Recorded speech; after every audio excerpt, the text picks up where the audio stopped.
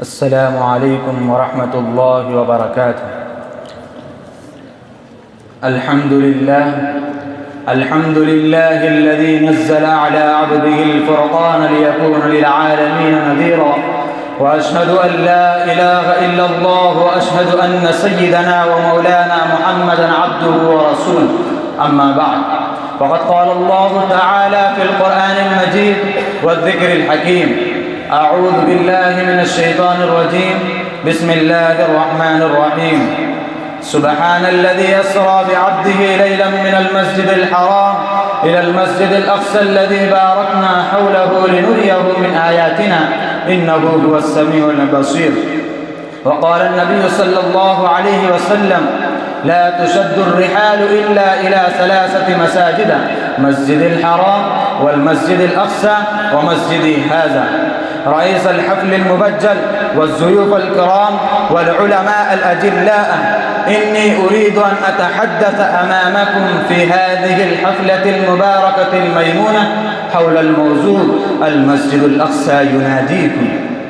يا إخواني وزملائي، المسجد الأقصى بقعة مباركة، بقعة منورة، بقعة مشرفة، بقعة نيتت بها ذكريات نورانية، بقعة تتعتر منها نفحات إيمانية، نفحات دينية، نفحات ربانية، تتفتح بها الأزهار المتنوعة العطرة من الإيمان واليقين، بقعة مربوط بها تاريخنا المشرف، بقعة أسرى بها حبيبنا وشفيعنا محمد صلى الله عليه وسلم وعرج إلى رفيقه الأعلى، فهناك تكلمه من وراء حجاب وشاهد المناظر الغيبية من الجنة والجحيم.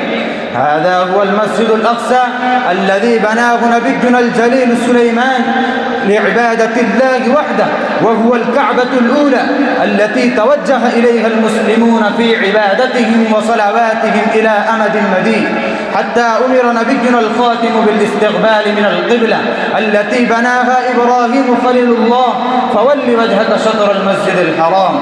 يا إخواني، الأرض المقدسة اليوم وبلدها العريق المجيد احتلت عليها إسرائيل غاشمة ظالمة، غاشمة جائرة، وإنها تبذل قصارى جهودها لهتك التقدس من المسجد الأقصى.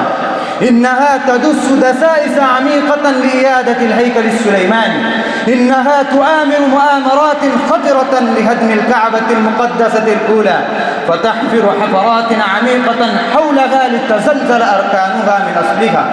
إنها تدبر مخططات دنسة، والحكومة الإسرائيلية اللئيمة متأسسة من أول يومها لتحقيق هذا الغرض المشؤوم. إنها بدون مبالاة بالقوانين العالمية والشرائط الدينية والحقوق الإنسانية تسفك دماء الأبرياء الفلسطينيين من الرجال والنساء والشبان والشيوخ والأطفال المعصومين لتنزع هذه الأرض المقدسة من مواطنيها الحقيقيين، وتحل عليها ظلما وجورا، ويكون لها اليسر من القبض على المسجد الأقصى وبناء الهيكل السليماني.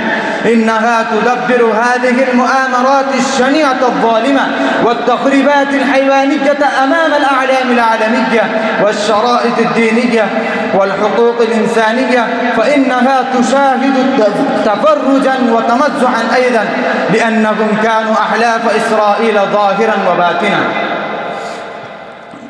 فهذه البقعة المباركة التي بناها سليمان وحرسها الخلفاء والقواد للمسلمين في أزمنتهم المختلفة، وحررها من الأيدي الغاشمة مثل عمر بن الخطاب والقائد الغيور صلاح الدين أيوبي، تحولت إلى الأيدي الخبيثة اليهودية الخسيسة مرة أخرى، فهي تعكف العاني على هتك إرثه وهدم بنائه عملا بقباستها التاريخية المعروفة المشهورة التي ناداهم بها القرآن فقال: كونوا قردة خاسئين. فيا إخواني،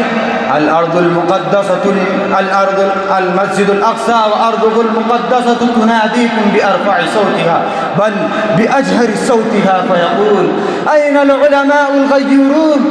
أين الشبان المسلمون؟ أين أصحاب المحمديون؟ أين متبعو صلاح الدين أيوبي الذين جاهدوا مجاهدة عظيمة، الذين زحوا نفوسهم الغالية، الذين يتموا أولادهم وأرملوا نساءهم، الذين ثبتوا ولم يتزلزلوا، الذين تحرروا عن المادية وبلائها وزخارفها وخداعها، الذين ولدوا لمقصد عظيم وهدف نبيل، وهو إعلاء كلمة الله شرقا وغربا ونشر الدين من أقصى العالم إلى أقصاه.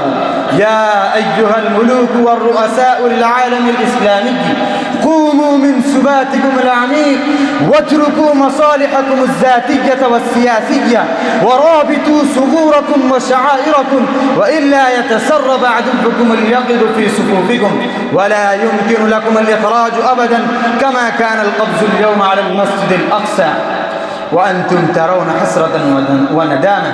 وفي الأخير ندعو الله أن يوفقنا للمقابلة العظيمة والجهاد في سبيله لتعلو كلمته على المعمورة كلها ونسعد في الدارين، وما توفيقي إلا بالله.